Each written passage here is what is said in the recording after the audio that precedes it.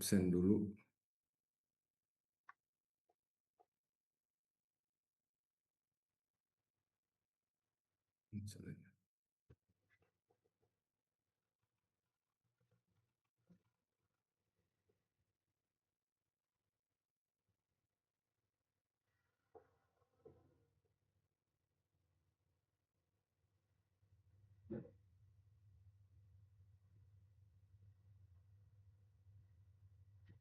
Oke, silakan ya, siap-siap ya. Haidar Fadil, Hadir, Pak. Weni Jessica, Weni nggak hadir. Julius, Hadir, Pak. oke, Julius biasanya di depan. Muhammad Aryo, Aryo Setio, Hadir, Pak. Hadir, Pak. oke, Daru,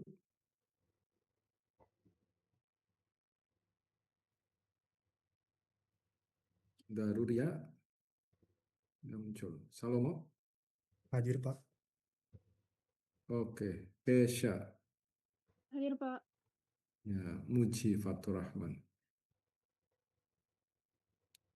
Muji, Nada Rahmawati, Hadir, Pak. oke, Teguh Gibran, Teguh, hadir. Alivia Korin, Hadir, Pak. ya. Andita, Hadir, Pak. ya. Dimas Aziz, Hadir, Pak. Dimas Osman, Hadir, Pak. Ricardo, Hadir, Pak. ya. Diza Safa, Hadir, Pak. Dava, Hadir, Pak. ya. Alia, Hadir, Pak. Dia Ananta, Dia Ananta, Hadir, Pak. oke. Algiano, Algiano, belum hadir. Khairatul, Hadir, Pak. hadir.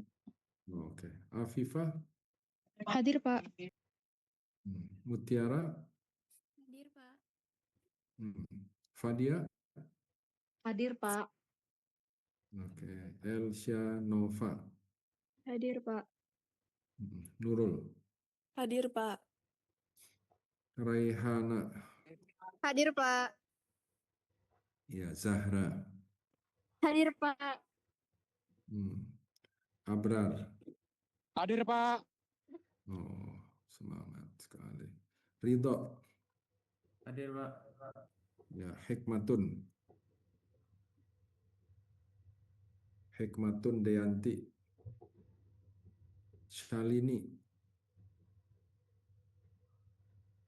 Shalini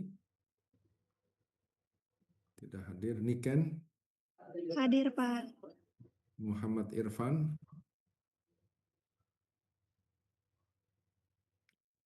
Irfan, tidak hadir. Rafina Nur, Hadir, Pak. ya. Naya,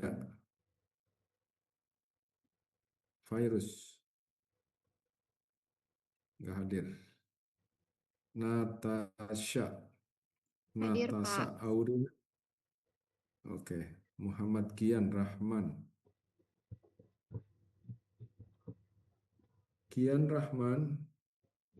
tidak hadir. Atallah Zahwa, Hadir, Pak. Muhammad Abdil, Hadir, Pak. ya. Jingga, Hadir, Pak. Kanita, Hadir, Pak. Baby Ayu, Hadir, Pak. ya. Ahmad Hasan, Hadir, Pak. ya. Irsyad, Hadir, Pak. Natalia, Hadir, Pak. Vianda, Hadir, Pak. Fatan, Hadir, Pak. Najla, Najla Virus. Nggak ada. Ramadanzi. Hadir, Pak. Jen. Hadir, Pak. Oke. Pak, maaf Pak. Hadir, Pak. Muhammad Irfan hadir Pak. Hadir, Pak.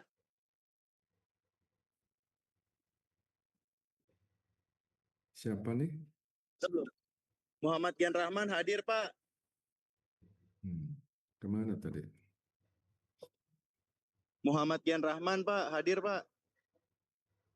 Udah dilihat. Kelihatan nggak tulisan? Bapak Najla hadir, Pak. Najla. Ada lagi? Muhammad Irfan hadir Pak. Bapak Najla hadir. Oke. Udah Najla. Udah. Naya Virus. Yang 49, Pak. Tadi bawah. Bocah. Udah diubah dari tadi. Udah ya. Hikmatun Deanti, Salini, Naya Virus, Algiano. Udah ya, nggak ada lagi. Teguh Gibran. Muji Fatul Rahmat. Siapa?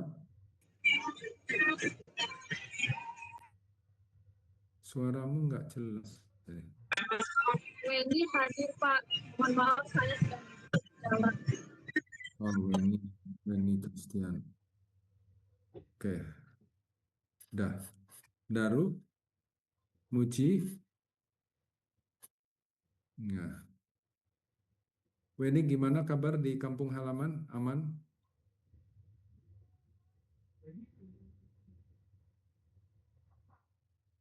Weni?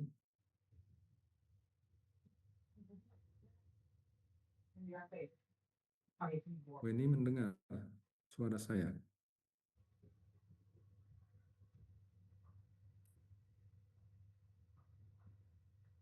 Ini ada mahasiswa-mahasiswa yang dari Aceh, dari Sumatera Barat, dari Sumatera Utara. Gimana kabarnya? Aman? Ada Julius. Gimana kabar?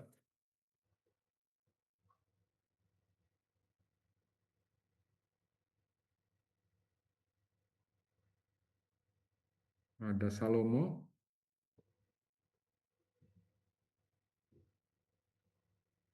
Ada lagi Teguh Gibran.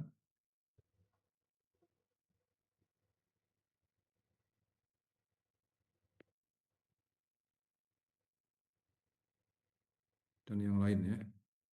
Mudah-mudahan keluarga baik-baik aja di sana. Jen Caroline. Oke, baik. Saya simpan ya. 1, 2, 3, 4, 5, 6, 7, 8, 9, 10, 11, 12, 13.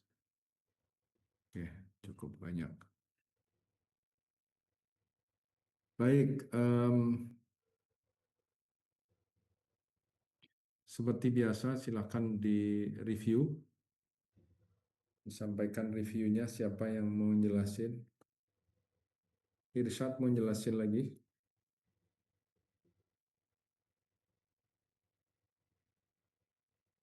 Enggak dulu, Pak. Enggak dulu. Silakan yang lain. Irfan. Muhammad Irfan.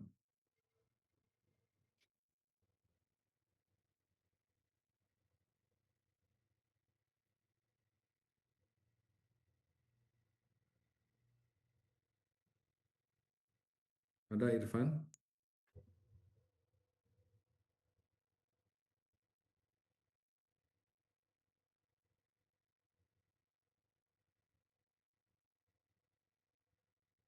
Gimana Irfan? Nyambung.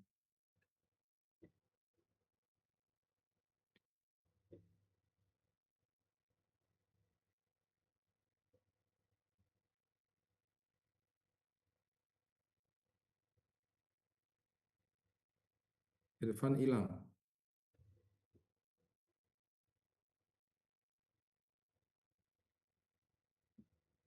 Natalia Plesa Kanaya ada.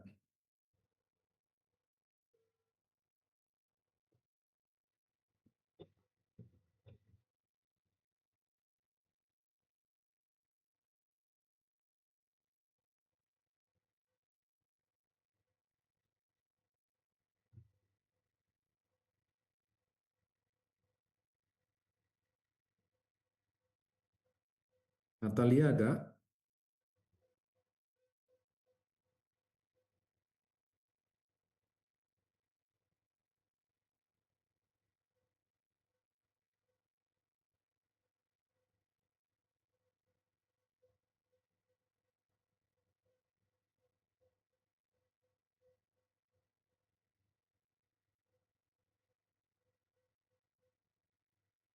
Nada Rahmawati ada.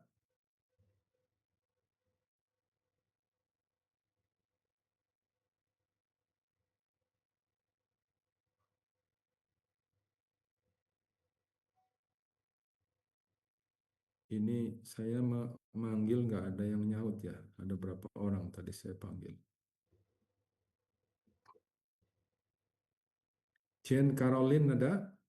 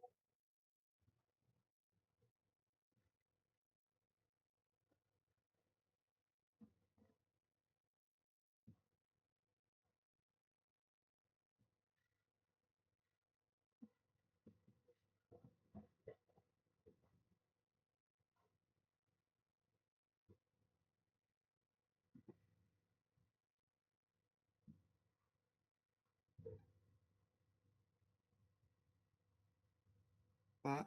Mungkin saya mau coba review, Pak. Ya, silahkan. Tadi kalau nggak ada yang review, saya akan tutup nih kuliah ini. Jadi kemarin kita pada awalnya bahas soal discovery hidden geothermal reservoir. Jadi di sini kan mostly di geothermal itu ada manifestasinya. Nah, namun kalau hidden ini dia tuh relatif tersembunyi. Nah, jadi salah satu yang power yang di hidden mencari hidden geothermal ini adalah remote sensing, lalu juga ada empty data. Nah, salah satunya kemarin Bapak cerita soal yang di Kawah Ijen, di mana terdapat suatu perusahaan overseas di mana dia um, melakukan partner dengan melakukan partner dan mereka itu mengolah processingnya sendiri dan mereka setelah melakukan drilling campaign dan ternyata beberapa hasil mereka itu uh, gagal dan kemarin juga bahas soal uh, geothermal yang belum dibor, yaitu salah satunya yaitu di Gunung Unggaran, yaitu di Gunung Songo, di mana pada kasus kemarin Bapak menceritakan bahwa terdapat jadi model geofisis dan juga model geokimianya itu tidak cocok, di mana misalkan di Gedong Songo yang terdapat fumarol itu, di mana memiliki clay cap yang tebal.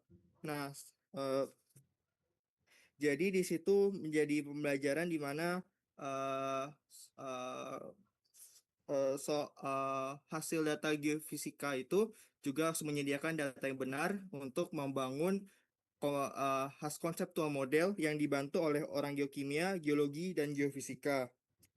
Hmm. Eh, nah,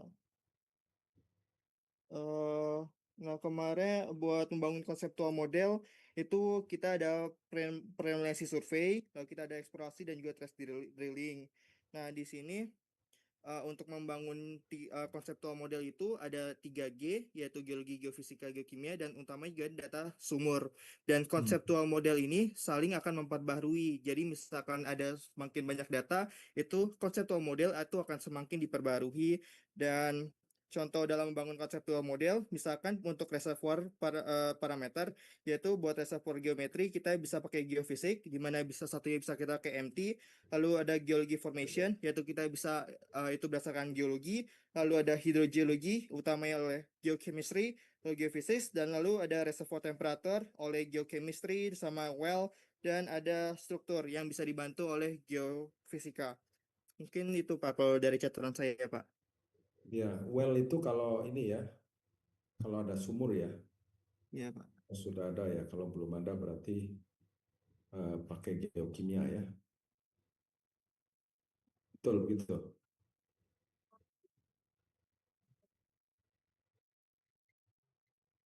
Oke, Ricardo, terima kasih. Ada satu lagi tambahan melengkapi, silakan.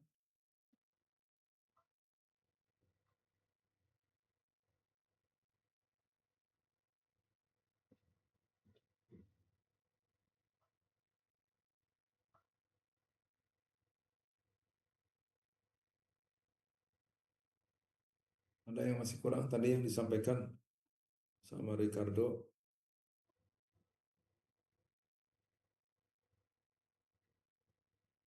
Materi model konseptual sudah dijelasin semua kemarin, Mas Abdil. Kan saya ngasih dua materi ya, conceptual model resource assessment. Yang kedua geothermal exploration technology and its challenges. Udah dijelasin semua belum? Sepertinya kalau result assessment belum Pak. Oh, resource assessment belum. Baik.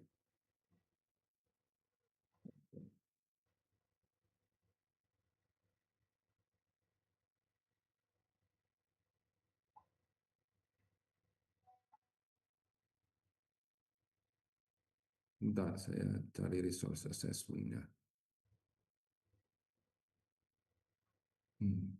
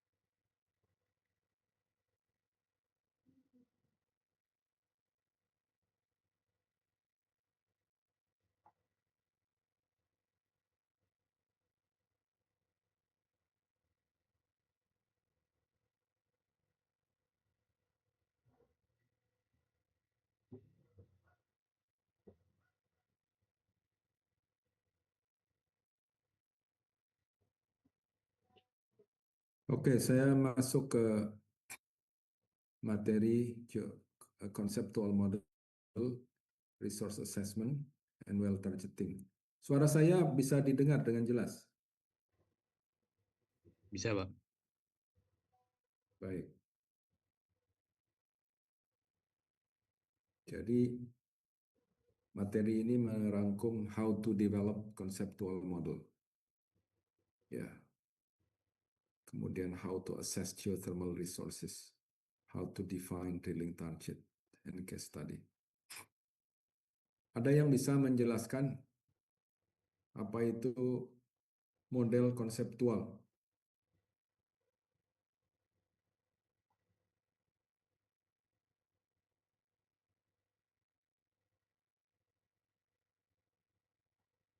Dimas bisa jelasin apa itu? Dimas siapa? Dimas Osman.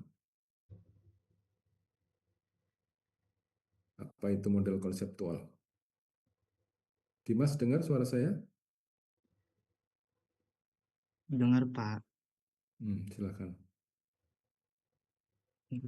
Pak, saya buka catatan.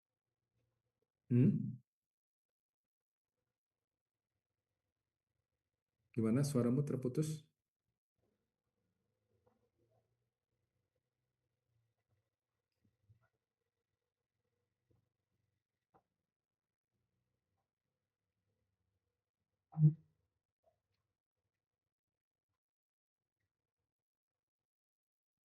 Gimana Dimas? Apa itu model konseptual?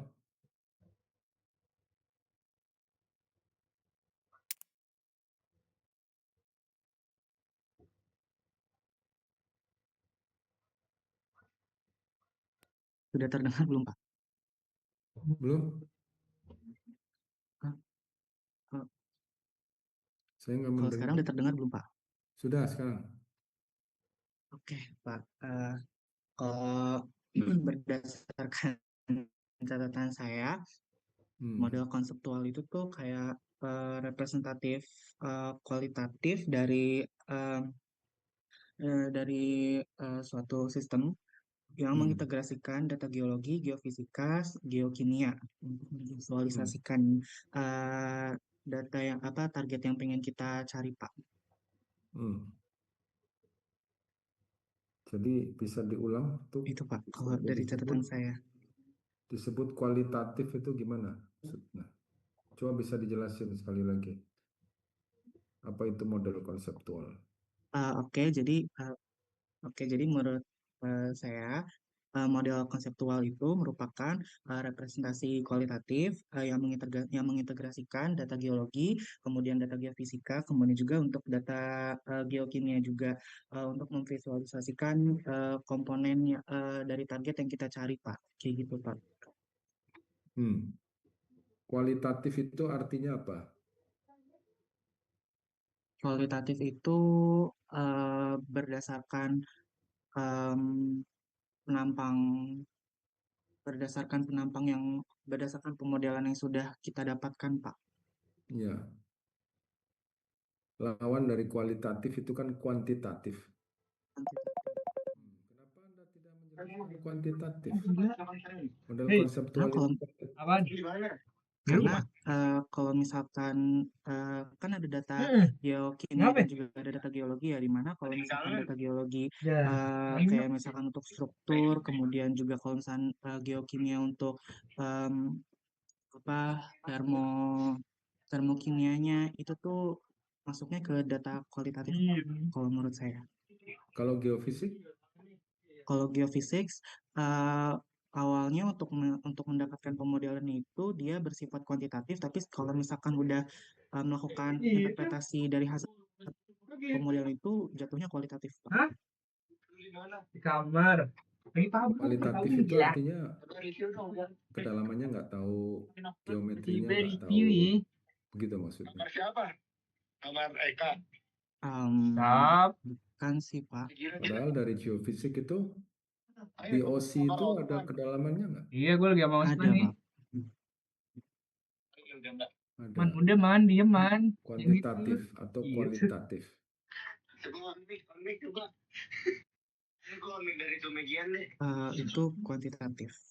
Kuantitatif. Gila lu. Temperatur itu kalau Yang dari gitu, Pak. geotermometer ada angkanya nggak? Ada, Pak. Dengerin gila lagi. Kuantitatif atau kualitatif? Kuantitatif. Mm. 240 Hell no. derajat Celcius. Hell no. Terlepas dari angka itu apakah benar gitu, apakah Anjing. hanya dalam range tertentu, tapi itu kan kuantitatif. Hell no. Sini mana? Ya, justru nantinya Stop. model konseptual itu digunakan untuk apa? Ada Bresa, ada Bresa. Ada Bresa. Model konseptual itu untuk ini perencanaan drilling, Pak. Perencanaan drilling. Sementara drilling itu kan harganya miliar. Oh. Mm. Kalau nggak kuantitatif maka nggak bisa bikin Jangan. apa namanya, Gian mana? Gian. drilling prognosis, Gibran mana? perkiraan Nggak ikut. drilling. Jadi kalau dibor Udah. kedalaman 500 meter, 600 meter, 1000 meter, 1500 dan seterusnya itu Pasti jenis lagi batuannya, belajar. kemungkinan permeability-nya, Nggak seru nih. kemudian apa namanya, Belum pakai temperaturnya, baju kayaknya, belum pakai baju. itu mestinya tahu. Ya, Lah? karena ini sudah Gibran. kuantitatif. Kalau geologi, setuju. Artinya geologi tidak tahu persis kedalamannya berapa. Tetapi kan sudah dibantu sama geofisik. Gitu, sehingga geologi digabung, diintegrasikan dengan geofisik bisa lebih kuantitatif. Iya, Gitu kok terang ya. banget Gibran sih? Kok terang banget? Jadi geologinya masih kualitatif, tapi geofisikanya kuantitatif. Ya, geokimianya kuantitatif, nah tetapi kedalamannya ini kadang masih kualitatif karena kedalaman pastinya kita masih belum tahu.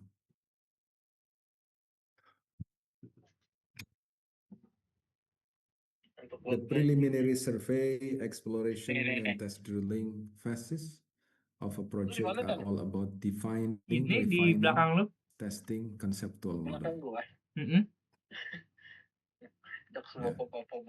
of the geothermal system yang kamu bilang representatif dari sistem geothermal. Conceptual model is the schematic representation, geological framework, heat source, heat and fluid migration pathways, reservoir characteristics, and surface geothermal features. Ya, jadi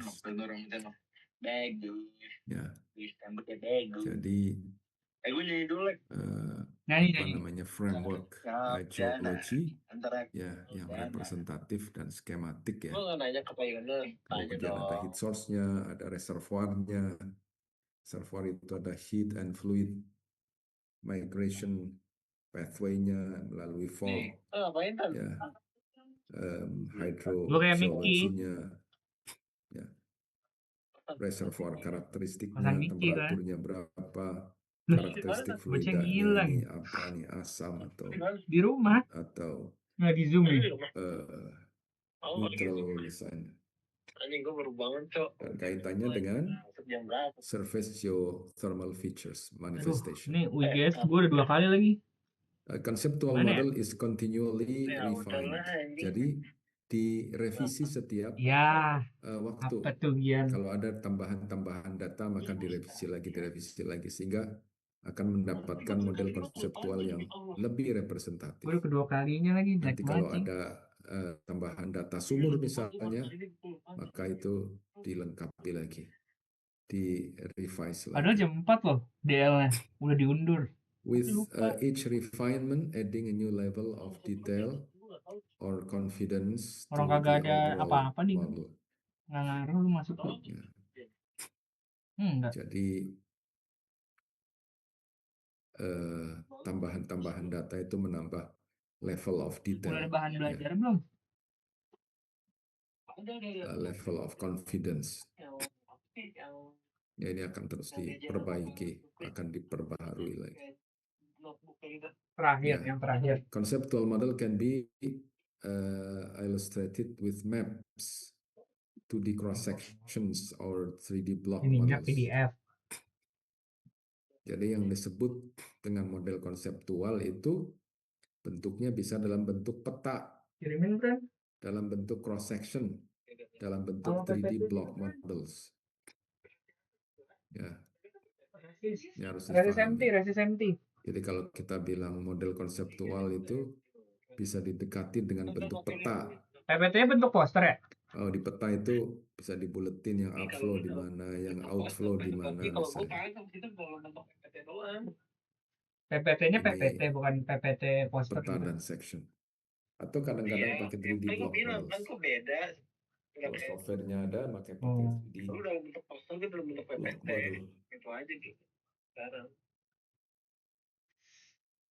Gimana ya?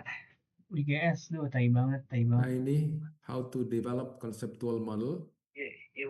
Methodnya adalah integration of geoscientific data. Jadi reservoir parameternya misalnya geometri reservoir. Kalau geometri reservoir ini detailnya gimana? Kedalamannya, ketebalannya, luasnya, ini namanya geometri. Aduh, lupa banget. Geoscientific methodnya menggunakan geophysics.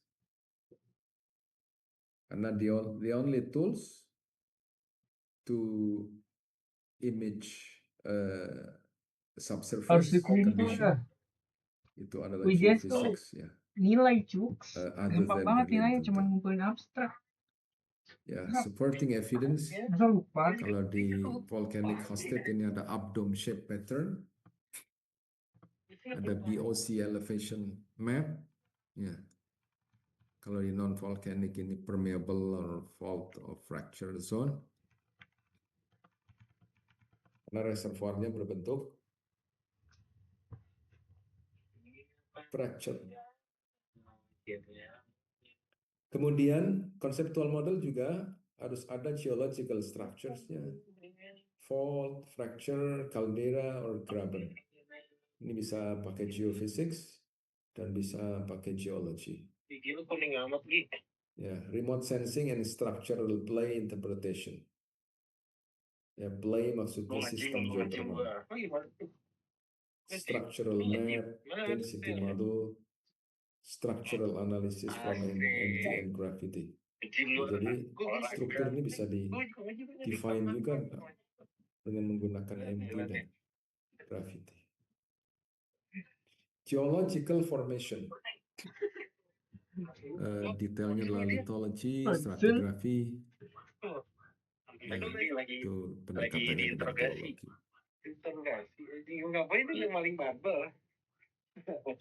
Ya, kemudian supporting evidence-nya stratigraphy mapping, geological section. Iya. Bawa pulang. Nah, reservoir parameter ini hydrogeology. Yang dimaksud adalah upflow-nya kemana, outflow-nya kemana, recharge-nya di mana. Itu apa tadi, Dipakai Bos? geochemistry and also geophysics. Ya. Supporting evidence like gas geothermometry, water chemistry. Udah. Hell nah. major cation anion, stable isotope, thinning, thickening, resistivity pattern. Reservoir temperature-nya dengan menggunakan geochemistry and well data. Well data if available, Kok jika tetap gelap, Bran? ada datanya, udah ada sumur. Ya, Tapi kalau nggak ada ya hanya geochemistry gila. ya untuk menentukan temperatur. Supporting evidence-nya gas and liquid geothermometer, karena ada gas geothermometer dan ada liquid geothermometer. T-profile from PTS, ya, PTS ini pressure, temperature, spin, putaran, temperature profile, and heating up survey. Ya, kurang lebih Bran, ini coba gini, jadi Bran. poin-poin bagian-bagian dari model konseptual ini, dari mulai reservoir geometry, geological structure, formation, hydrogeology, maupun juga reservoir temperature. Gitu. Ini contoh.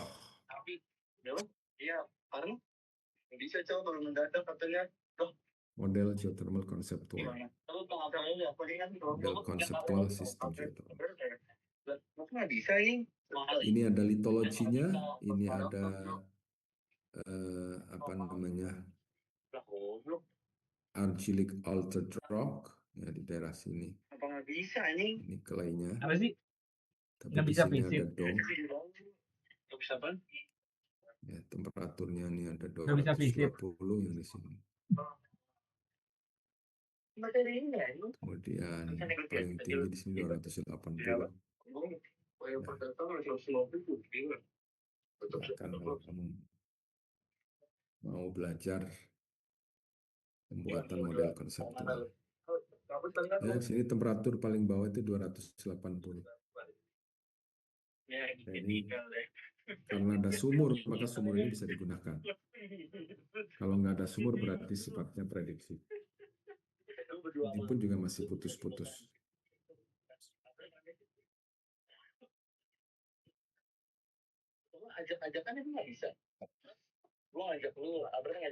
Ada recharge dari sini. Ya, ada mungkin ke arah outflow. Di sini. Di tengah prospek tidak ada Tuh ada eventnya kali. setidaknya di gambar ini. Jelas sampai sini?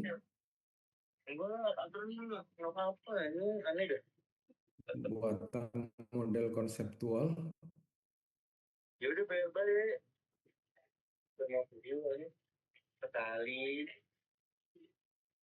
Temenin Gian. Saya tadi gambar.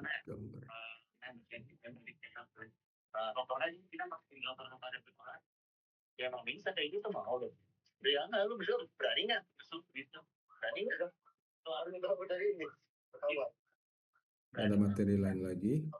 Integrated Geophysical Model Construction. Tapi ini masih geophysics ya.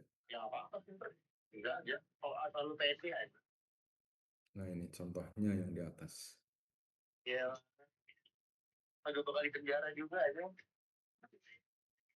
Yang di atas ini menggunakan gravity.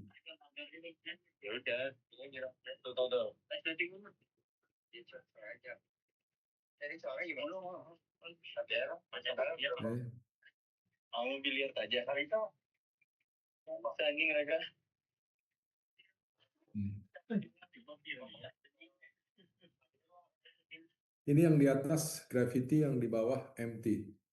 Is there any correlation? Apakah berkorelasi Tadi udah gravity gini dan sih. empty? Tadi gitu. Silakan berikan Taunya komen. pilihan. Ahmad Hasan. Hasan. Kan yang ditembak-tembak tuh. Hadir. Hadir, Pak. Alhamdulillah. Ditutup lagi. Tuh udah. Ini kayak Pak Yunus Nggak muncul. bad mood dah. Dipanggil banget Cuk orangnya. Orangnya dipanggil-panggil.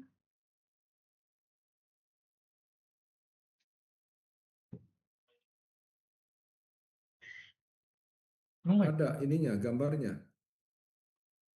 Ada Pak, mau sedikit ini Pak, mungkin dari yang minggu lalu juga diajarin, kalau misalnya kita dari data MT itu bisa lihat struktur Pak, kayak, hilang, Bilang.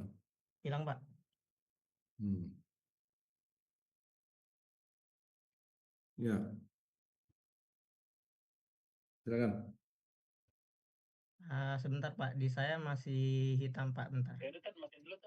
Loading. Nah, udah ada Pak. Di sini sebenarnya kalau dari minggu Nanti lalu telepon tuh aja. kita bisa lihat data, bisa lihat struktur ada patahan tuh dari data MT itu kelihatan ada kayak domnya gitu. Ini cocok sama yang kayak di WKR. Di WKR itu kan kelihatan tuh ada uh, top of reservoir-nya, ada kayak domnya gitu. Terus di data atas itu juga kelihatan tuh ada strukturnya. Terus yang di 5G KWA juga kelihatan sih Pak, ada strukturnya. SGKWA. Iya Pak.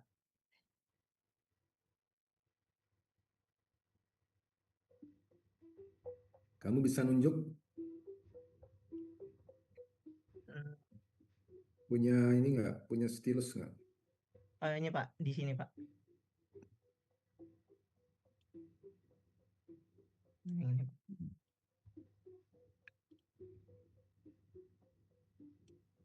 Ada indikasi patahan? Ada Pak, itu sudah kelihatan nggak Pak yang saya tandain Pak? Hmm. Kelihatan. Menarik sampai ke bawah.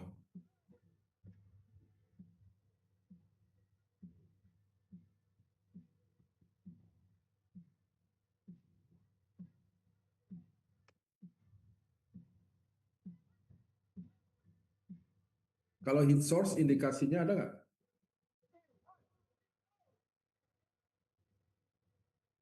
Ah, aduh saya agak ragu dari yang kemarin. Cuman kemarin tuh bisa nentuin suhunya sih Pak. Cuman untuk detailnya saya kayak agak kelewat Pak. Apanya? Buat kayak kemarin tuh sempat disebutin kalau misalkan dari data ini juga bisa kelihatan suhunya. Nah, cuman saya agak lupa kenapanya Pak. Eh, Dari gambar ini bisa kelihatan suhunya. Mana sih kok? Soalnya kemarin tuh sempat ada gambar yang di konturnya tuh kelihatan ada tulisan suhunya Pak di sumur-sumurnya.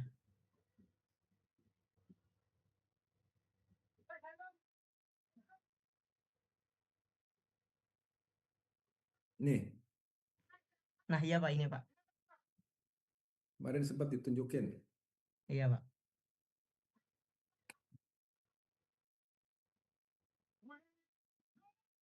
Kebetulan di sini ada data sumur. Dalamannya mungkin 1 kiloan.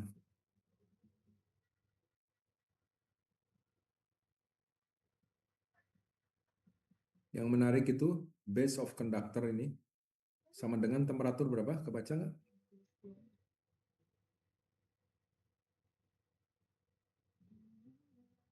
200 Pak. 200. Jadi ini sesuai. Bagus. Ini sama nih. Ini MT-nya nih. Jadi MT ini bisa mendelineasi pusat reservoir, termasuk juga kemungkinan patahan. Ini menarik.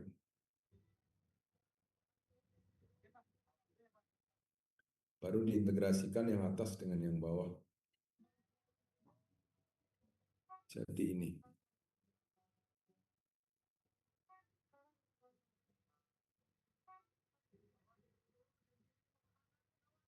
Kalau dari gambar ini reservoirnya luas nggak?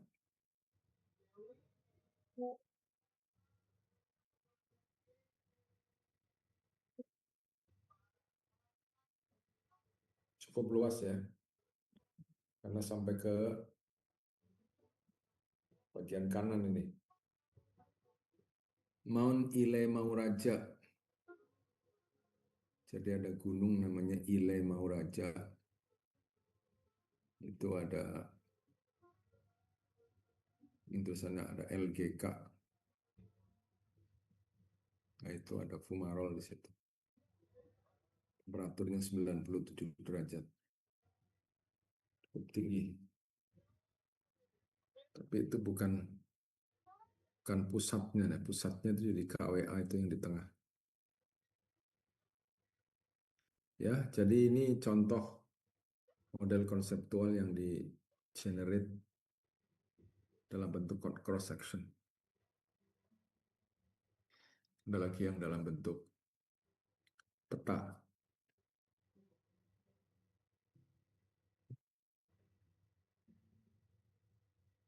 Oke, ini kemarin sampai di sini ya.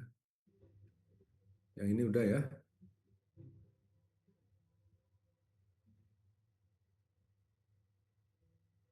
Sudah ya ini ya.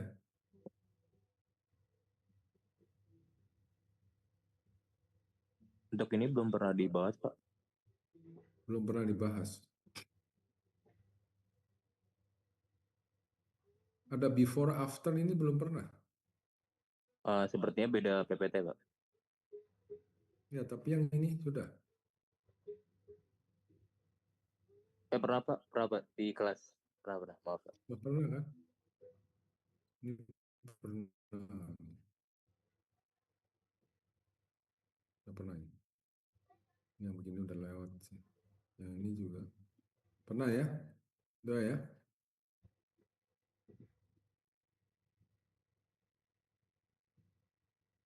Ini juga sudah, izin. Sudah ya? Sudah saya kasih PPT-nya. Kemana lagi?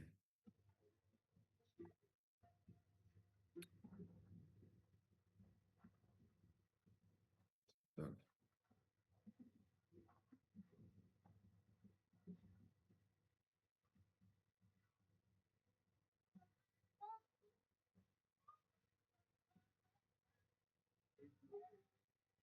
Yaitu model konseptual.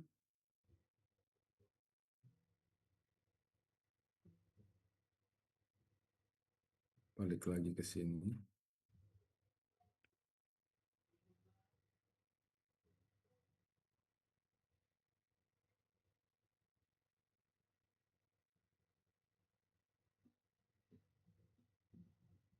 Ini daerah lain lagi.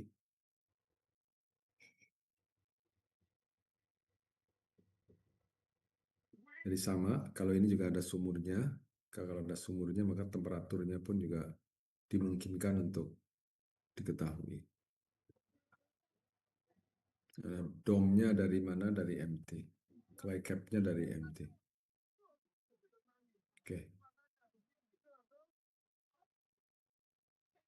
How to assess geothermal resource. Yang pertama, delineation of prospect area. Sudah ya, ini udah pernah dijelasin ya. Menentukan luas daerah prospek. Bisa dengan menggunakan peta, yaitu disebut invert reservoir boundary. Ya, ini yang kanan kirinya itu warnanya merah, tengahnya ini hijau. Itu kalau ditarik itu dari ini kedalaman berapa nih? Minus 500. Nah, minus 500 itu sini. Nah, di sini ketemu reservoir. Set habis reservoir. Ya, jadi invert reservoir boundary-nya itu ini dari sini ke sini. Kalau ditarik yang petanya seperti ini. Jelas ya. Kemudian resource estimation.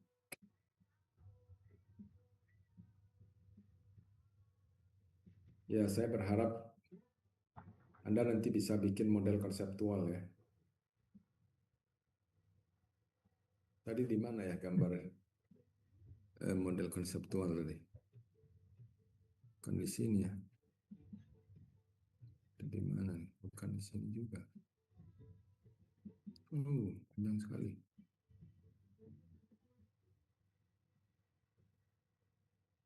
Ya, resource estimation atau resource assessment. Jadi assessment sumber daya maksudnya berapa energi yang dikandung di dalam reservoir tersebut. Itu namanya resource estimation. Resource assessment ini vary depending on the available information at different stages of geothermal development. Jadi resource assessment itu baik dari tahapan awal maupun tahapan lanjut itu ada resource assessment. Keluarannya apa? Satuannya apa? Megawatt. Ya. Nah, ini di-convert menjadi listrik. Accuracy of the methods depend on the certainty of available information. Jadi keakuratannya sangat bergantung kepada apa namanya, ketelitian, kepastian dari informasi yang available.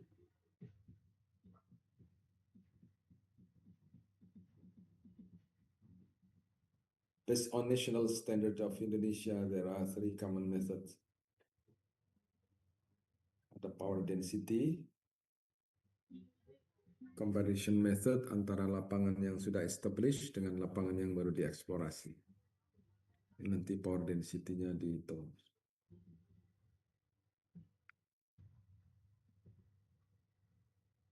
Ya. Kemudian yang kedua dengan volumetric or stored heat yang tersimpan di dalam reservoir. Yang berikutnya adalah numerical reservoir model. Jadi pemodelan reservoir.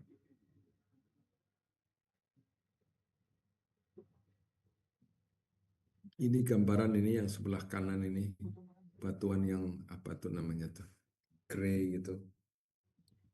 Ini ada batuan clay cap misalnya atau reservoirnya, clay capnya nggak digambar. Sekarang kita bicara power density. The power density or comparison method is used for speculative resource potential estimation. Ya, jadi untuk menentukan potensi sumber daya geothermal secara spekulatif, artinya masih data-datanya masih belum detail. Dia hanya menggunakan perbandingan. Oh, di lapangan mana misalnya? Lapangan Salak udah established. Kita mau mengembangkan lapangan baru, ya misalnya. Tapi belum ada data. Ya, cuma mirip ini kelihatannya seperti yang di Gunung Salak misalnya. Maka kita bisa menggunakan perbandingan. Ya, di Salak temperaturnya berapa? 250, 240 misalnya. Atau 250 misalnya. Nah, kalau yang di sini misalnya yang sedang kita teliti, temperaturnya kurang lebih itu dari geotermometer. Maka bisa diperbandingkan. Di Salak per kilometernya berapa megawatt? Oh, sekian gitu. Nah, ini bisa dipakai. Ya. By means of statistically equalizing the energy potential of new geothermal field that has no known potential. The other fields that have known potential and have similar geologic condition. Nah, jadi diperbandingkan dengan lapangan geothermal yang mirip. Ini rumusnya Q sama dengan A dikalikan PD. Q ini electrical potential, megawatt. A ini area of prospect, kilometer persegi. PD, power density, megawatt per square kilometer. Nah, contohnya itu yang di tabel kecil ini PD, ya, power density-nya per kilometer persegi itu kalau di high temperature kita pakai angka 15 per sumur. Ya.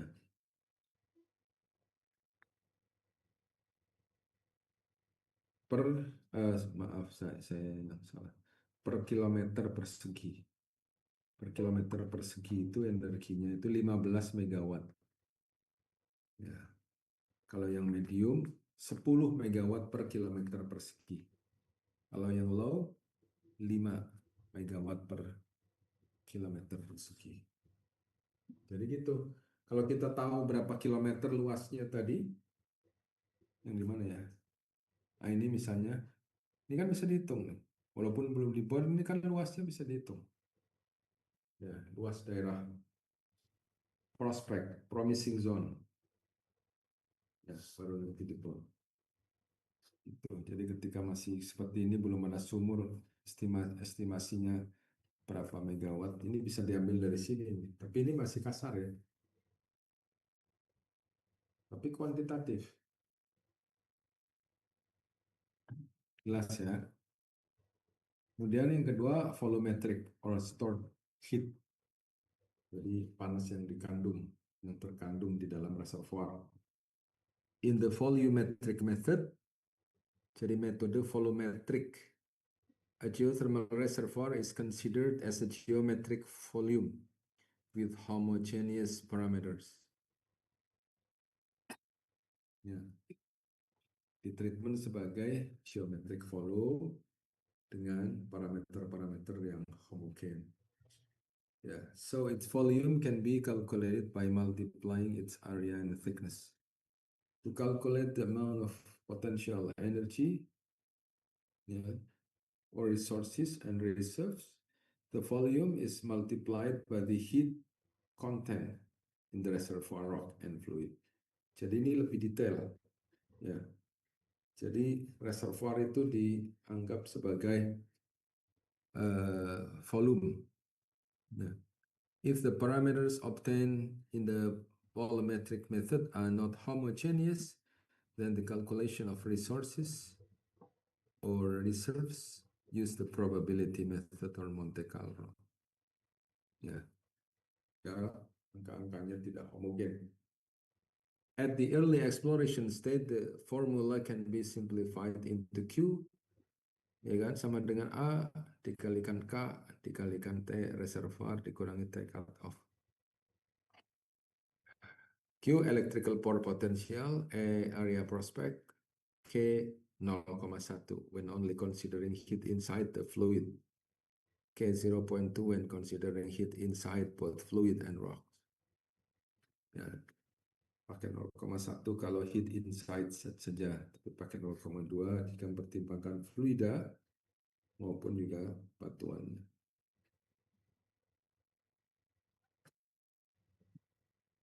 T-rest itu temperatur reservoir, T-cut off itu temperatur cut off turbin. Jadi temperatur paling rendah yang bisa mutar turbin, nah, itu namanya T cut off turbine. Jelas ya? Jadi Q sama dengan A dikalikan K. A itu luas, K itu faktor konversi. Ya, pakai 0,1 atau pakai 0,2. 0,1 jika hanya memperhitungkan fluidanya saja. 0,2 kalau fluida dan batuannya dihitung. Jadi double. Ini contoh. Value of T cut off is taken from assumption. Low temperature kurang dari 125, temperature cut off-nya 90. Conversion of energy-nya 10%. Porosity-nya 10%. Ya, medium temperature cut off-nya naik lagi 120. Kalau high temperature cut off-nya itu 108.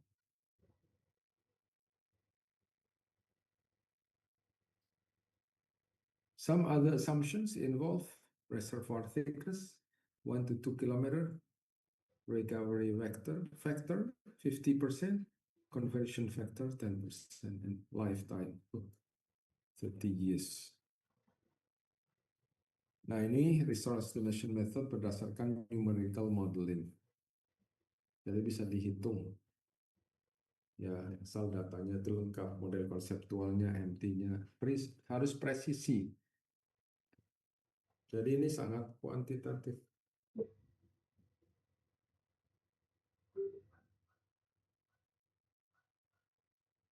The calculation method is mostly used in the development stage when the well data has been obtained.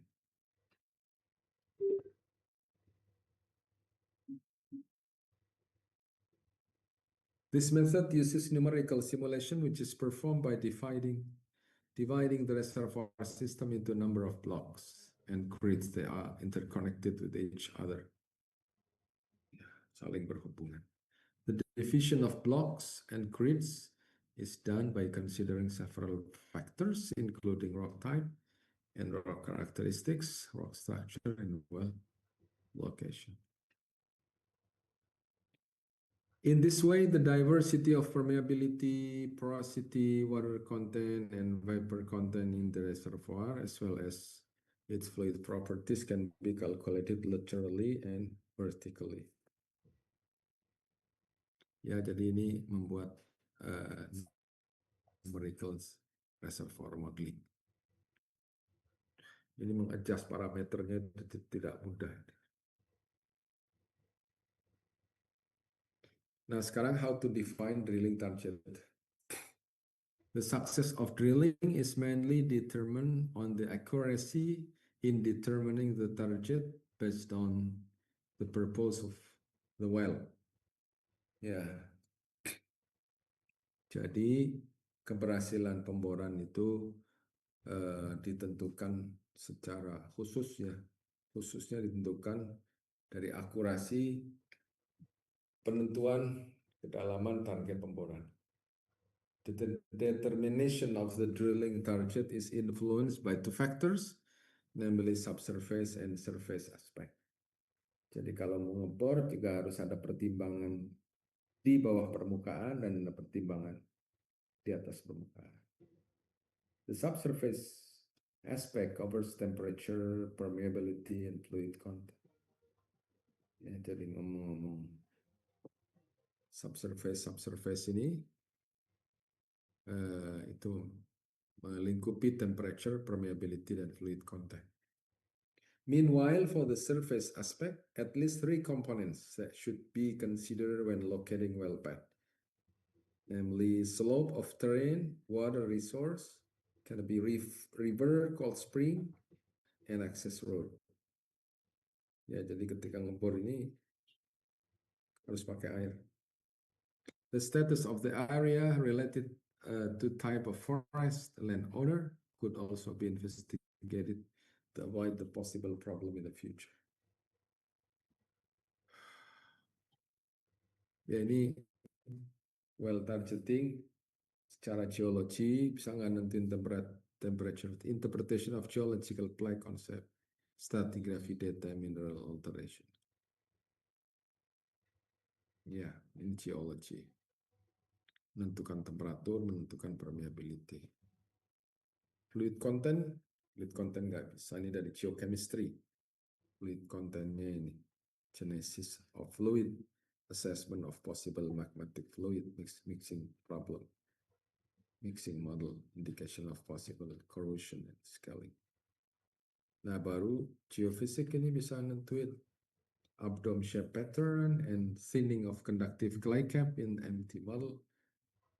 Ya, permeability-nya itu subsurface density model, using gravity data, geological structure inferred from obtained gravity data. Baru yang terakhir, existing well data if available, kalau ada dimanfaatkan. Oke, saya kira cukup ya. Ini udah pernah dibahas ya. Ini Burapulu, ada sesar Palu Koro.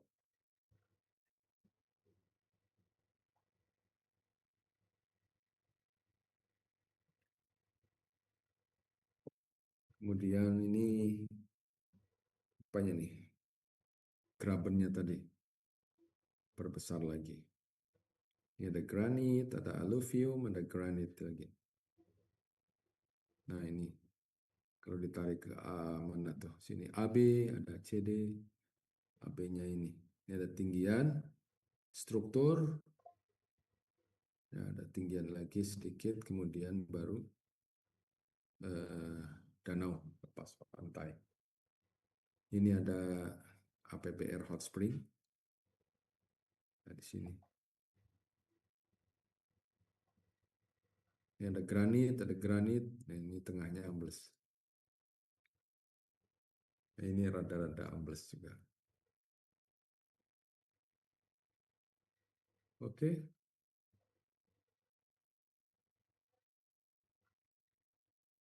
Itu pun di section yang lain. Ini geokimianya, pH-nya, debitnya, dan sebagainya. Fluid origin, asal-usul fluida. Ini bisa ditentukan apakah dia masuk chloride, APBR masuk chloride. Tapi yang lain itu masuk bicarbonate.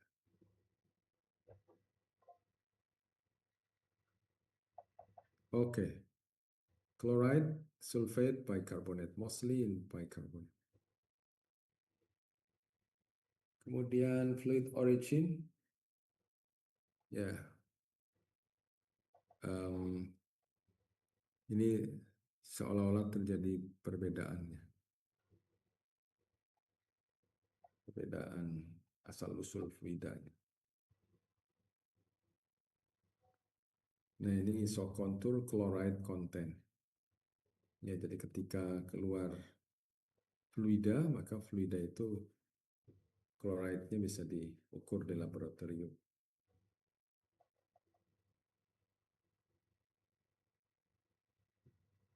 Itu menentukan upflow-nya ya. Sekitar sini. Tapi ya ini karena low temperature ya, ini kedudukannya sama nih. Antara yang kiri yang dari fault itu dengan yang kanan. Ada fault juga.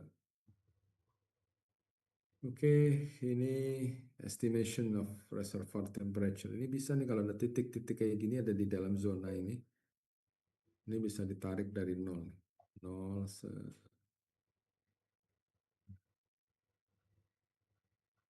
temunya berapa? 240 derajat Celcius. Gitu. Nah, baru ini gravity.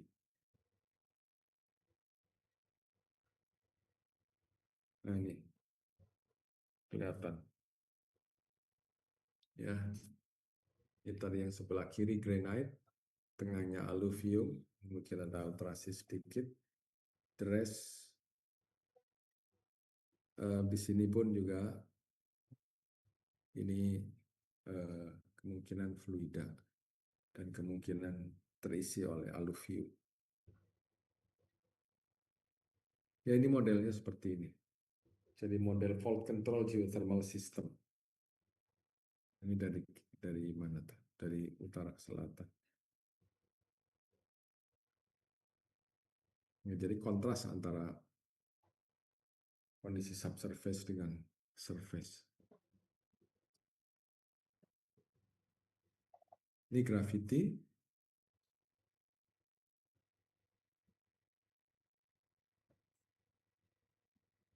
Ini gravity, di tengahnya itu apa tuh? Biru. Biru itu artinya rendah. Yang ngikutin graben yang ini, pull apart base-nya. Nah, ini model konseptualnya. Ya. Mohon perhatian, model konseptual yang di sini itu tidak ada clay cap yang masif gitu. Ya, ini kemungkinan ini ada clay cap ini, alteration. Ya, tapi secuplik aja, the rest area nggak ada manifestasi. Ya, kalau sudah seperti ini perkiraan temperaturnya gitu. Ngebor tinggal tarik di sini, potong. Gitu. Kalau mau ngebor di sini ya turun dulu baru dipotong untuk drillingnya. Dan sampai di sini kita di Monte Carlo dihitung pakai power density itu high temperature itu berarti 15 ya mega kali 5 75. Kalau moderate temperature assessment itu 50 mega. Ya, saya kira sampai di sini ya pertemuan kita pada sore hari ini. Bahan ini pun juga sudah disampaikan, sudah dibahas. Saya mau lihat satu gambar lagi di mana ya.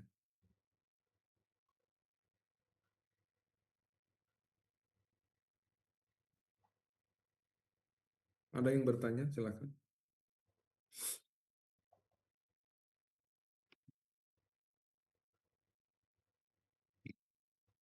Silakan.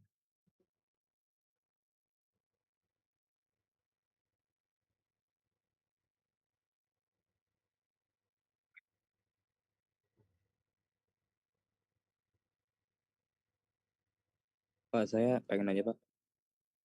Iya, siapa nih? Abdil Pak. Iya.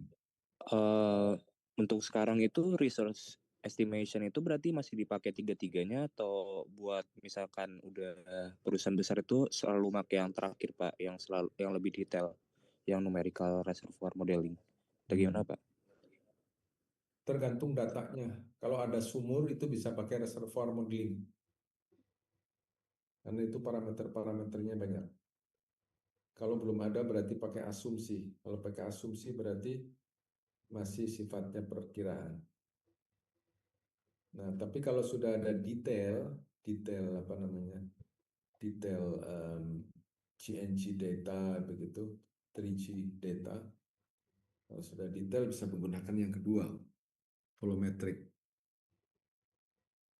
Ya, kalau baru awal datanya belum banyak, bisa menggunakan power density, gitu. Oh, berarti emang tergantung kondisi ya Pak? Tergantung kondisi.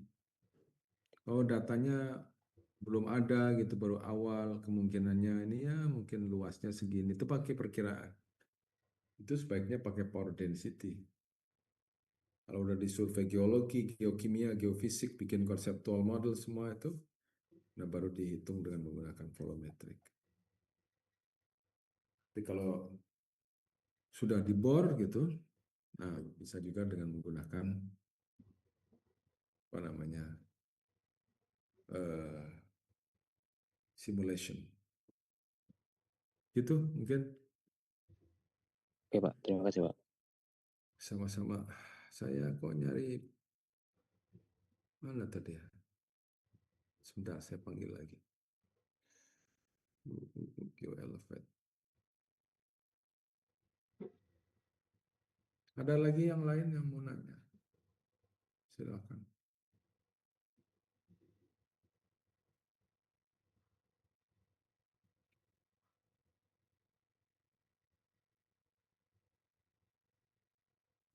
Pak, mungkin saya izin bertanya ya Pak.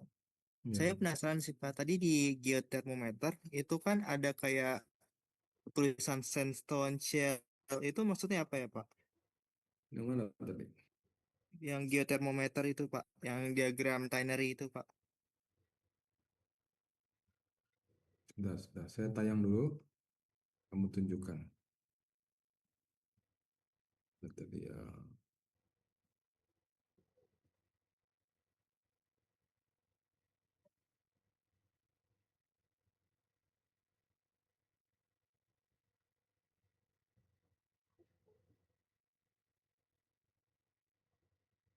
Mana sih gambar yang ini bukan? Pak, belum muncul Pak. Belum ya.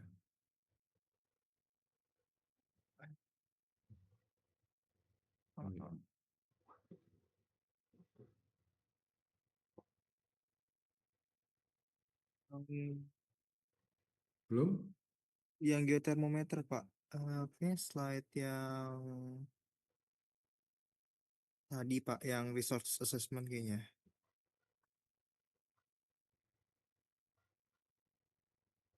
Coba saya pakai ini. Gambar ini sudah muncul?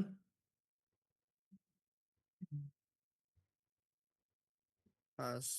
Sudah Pak. Resistivity distribution map ya. Eh, Bukan. bukan ini Pak. Yang geokimia tadi Pak.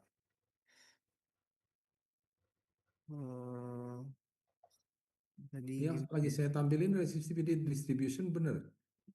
oh eh, bukan Pak. Maksudnya yang geotermometer Pak. Ah, ya Ya. tuh ini Pak, yang ada granit, sandstone, shale, diorit, basalt itu maksudnya apa Pak? Itu host rocknya atau gimana Pak? Iya, apa namanya, zona itu zona yang sering dipengaruhi oleh batuan.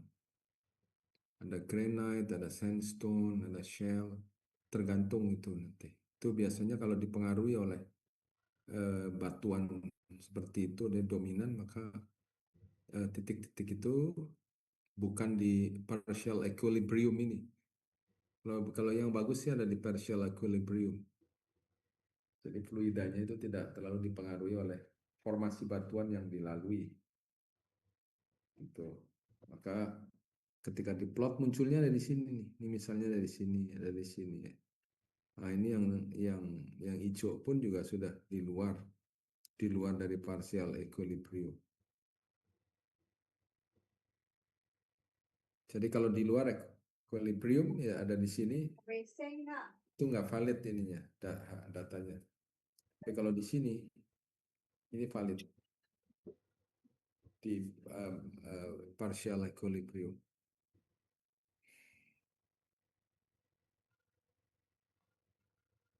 Pak, Cukup? cukup Pak. Terima kasih Pak. Ya, saya tadi mau nampilin apa lagi? Ini kah?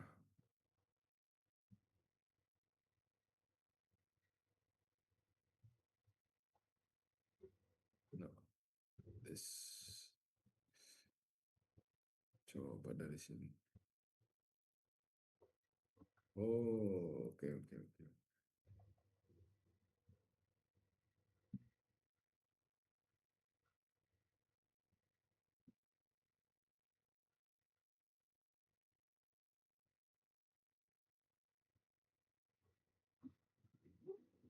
Nah, ini udah muncul belum? Ada, Pak. Ada.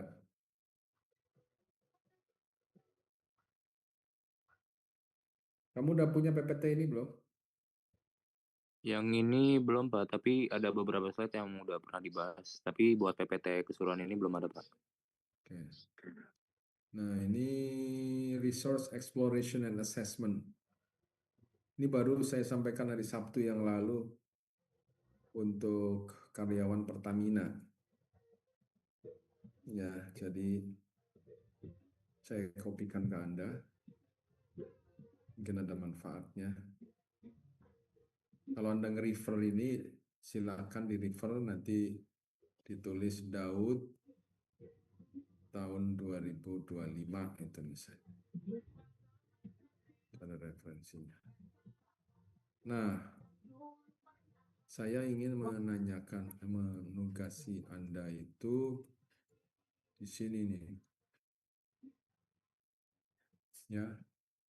Nanti saya kasih ke Anda, ini halaman berapa tuh? 51 ya. Dan halaman 52. Kamu kalau saya kasih ini kan bisa di crop, bisa dibesarin, bisa diapain gitu ya. Nah, silakan saya kasih tugas itu dikumpulkan sebaiknya sih sehari sebelum ujian. Ujian kapan ya, Abdil? 16 16 hari Selasa, Pak. jam. Jamnya sepertinya jam 10, Pak. Bentar saya cek dulu. Ya ini hari Senin. Ya, seminggu dari sekarang. Anda diminta untuk membuat model konseptual. Buat model konseptual. Ya. Dan bisa model konseptual dari peta ini, kira-kira outflow-nya di mana, outflow-nya kemana gitu, perluasan reservoirnya seperti apa gitu, itu dibuat. Kasih panah-panah upflow, kasih panah outflow, kasih panah daerah prospeknya, gambar delineasinya, kemudian nah nanti model konseptual dalam bentuk peta, dalam bentuk cross section, ya mana yang upflow, mana yang outflow. Kemudian kamu buat di sini ada struktur, possible structure-nya yang mana gitu.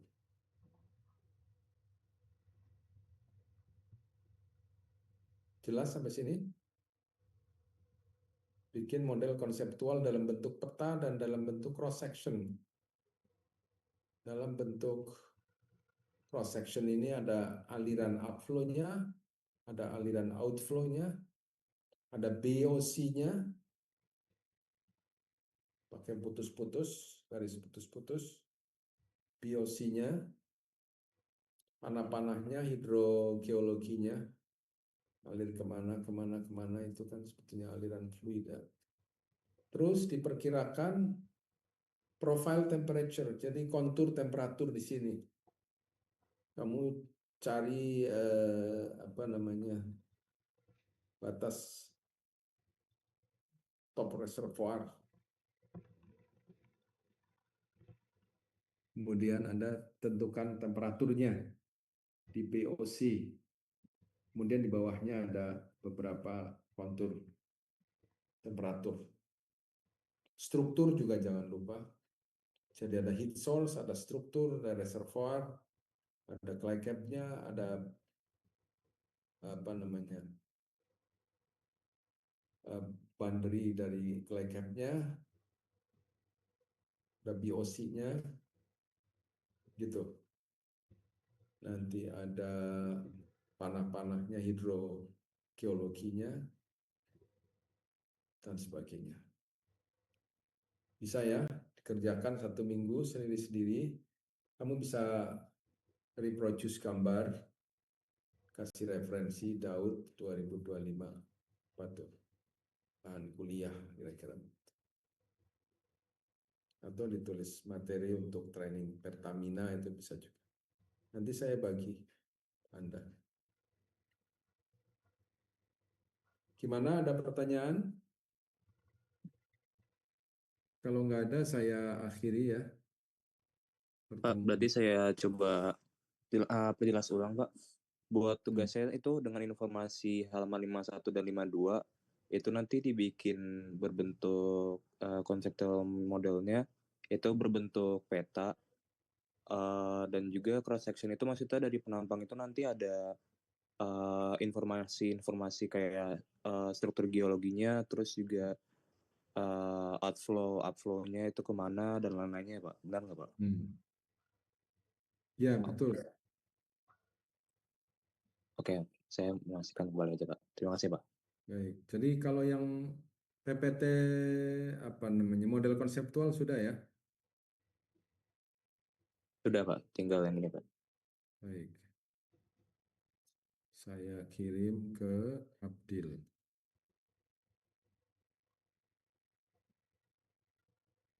Coba udah masuk belum? Sudah ada, Pak. Terima kasih, Pak. Silakan di share ke teman-teman. Nah, nanti kita akan ujian tanggal 16, masih ada waktu.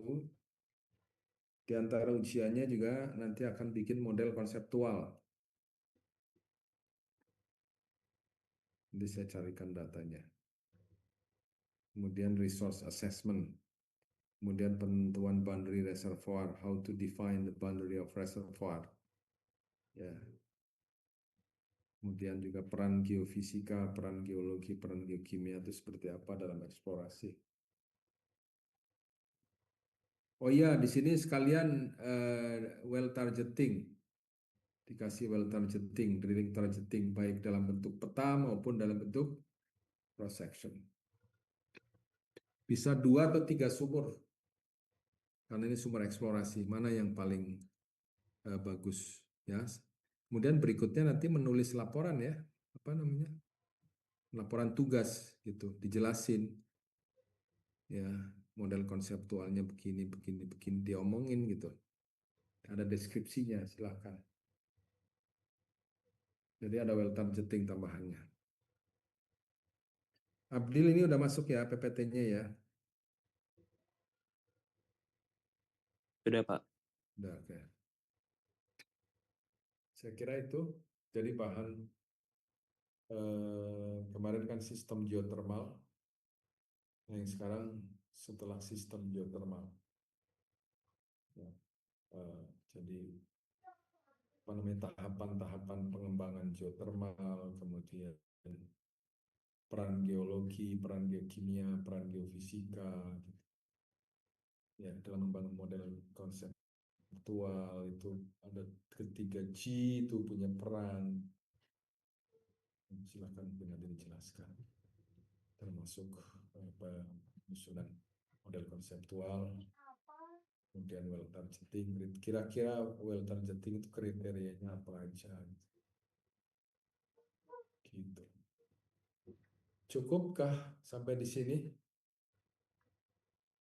Ada yang bertanya maksudnya? Kalau nggak ada, saya akhiri ya. Kuliah ini kuliah terakhir.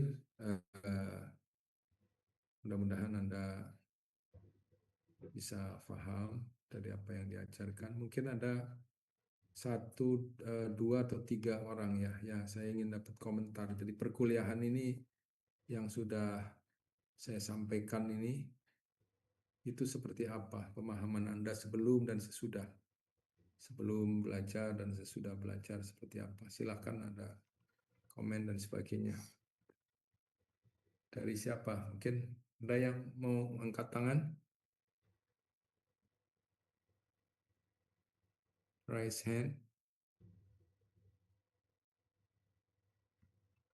Nggak ada. Saya tunjuk ada Hasan, ada Ricardo, ada ketua kelas. Kalau mau ditambahin ini ada Dimas. Ya, Dimas ada 2. Dimas Aziz, Dimas Osman. Siapa yang mau menjelaskan? Silakan. Siapa duluan? Mungkin boleh dari saya dulu aja deh, Pak. Komentar terhadap perkuliahan ini seperti apa sebelum dan sesudah ngikutin perkuliahan seperti apa? Hasan. Yang sebenarnya yang paling tujuan awal saya ngambil mata kuliah ini sebenarnya kayak pengen tahu geothermal tuh sebenarnya gimana sih, karena kan di sebelum-sebelumnya kita cuma tahu kayak geothermal ya udah panas bumi terus bisa bisa dapat listrik, cuman kayak nggak tahu nih sebenarnya geothermal itu gimana. Nah terus di minggu-minggu awal perkuliahan tuh jadi tahu sistem-sistem geothermal tuh ada banyak, ada yang volcanic hosted dan non volcanic hosted tuh kayaknya itu yang fundamental dan paling jadi dasar buat sampai sekarang deh Pak. Ditambah kayak sebenarnya saya kemarin lagi nyari-nyari tentang geothermal tuh Lehu. Terus kayak dari situ dan kalau misalkan kita belum tahu geothermal system, kayak pas baca langsung paper-paper gitu tuh pasti bingung. Oh ini tuh gimana sih sistemnya? Sedangkan dan dari dasar yang tadi tuh jadi bisa bisa lebih paham lah tentang kalau pas kita lagi baca-baca paper tentang geothermal. Itu sih Pak yang paling saya penting sampai sekarang Pak. Ya, jadi konsep sistem geothermalnya jadi lebih tahu. Kemudian konsep teknologi eksplorasinya dan sebagainya. Begitu ya? Iya Pak. Oke, terima kasih Hasan. Mudah-mudahan ilmunya bermanfaat. Siapa lagi? Saya boleh duluan, Pak, sebelum Ricardo. Abdil, ketua kelas. Ya, silakan. Sebelumnya makasih, Pak, untuk pembelajaran 1 semesternya sebenarnya. Untuk dari saya sendiri, lumayan banyak, bukan lumayan banyak ya, emang banyak yang dapat diambil dari kelas Expabum ini, karena dari awal yang benar yang dikatakan oleh Hasan, sebelumnya cuma sekedar tahu doang panas bumi itu apa, terus kegunaannya cuma secara umum, tapi setelah ada kelasnya Expabum ini bisa tahu asal usul Pabum itu dari mana, terus ya sistemnya itu ada bermacam-macam, terus apa namanya, peran dari geofisikis yang paling penting, karena kita sendiri kan ya geofisikis ya, nanti sebagai apa di di geothermal ini, sehingga nantinya kalau misalkan insya Allah dari kita, saya atau nggak dari yang lainnya bisa masuk ke pekerjaan geothermal itu lebih yakin, karena udah ada fundamental yang bisa diambil lah dari kelas Expabum itu. Begitu sih Pak. Oke, saya kira bagus. Alhamdulillah. Masih ada lagi? Dimas? Saya izin mau menambahkan, Bapak. Ya, silakan Pak Sis. Oke, sebenarnya statement saya itu nggak jauh beda sama Abdul sama Hasan, tapi hal yang mau saya mention di sini itu adalah selama masa pembelajaran banyak hal yang kita dapat yang bukan cuma teoritis, tapi kita juga bisa tahu belajar dari studi kasus, dari hal-hal yang sudah ditangani dari Enki, di mana itu bisa menjadi suatu hal yang memperluas wawasan kita banget, khususnya pada implementasinya nanti gitu, untuk fundamental kita ke depannya. Cukup Pak, terima kasih. Ya oke, Alhamdulillah. Jadi banyak manfaat ya ketika seorang dosen itu membangun perusahaan dan kemudian terjun ke dunia industri dan bahkan ikut terlibat dalam upaya-upaya penyelesaian problem-problem yang di industri. Pengaruhnya juga sangat banyak ya kepada mahasiswa, baik melalui kerja praktek, melalui tugas akhir, maupun juga kuliah-kuliah kayak gini. Oh iya, minggu depan tanggal 17 ya, insya Allah mau ada webinar ya, nanti saya yang ngisi. Ini untuk seluruh Indonesia, pesertanya siapa aja ya, boleh daftar. Silakan, nanti saya akan kasih. Itu selepas ini ya, selepas ujian itu. Oke, saya kira itu. Terima kasih Dimas. Masih ada Dimas lagi? Baik Pak, mungkin saya ingin menambahkan sedikit.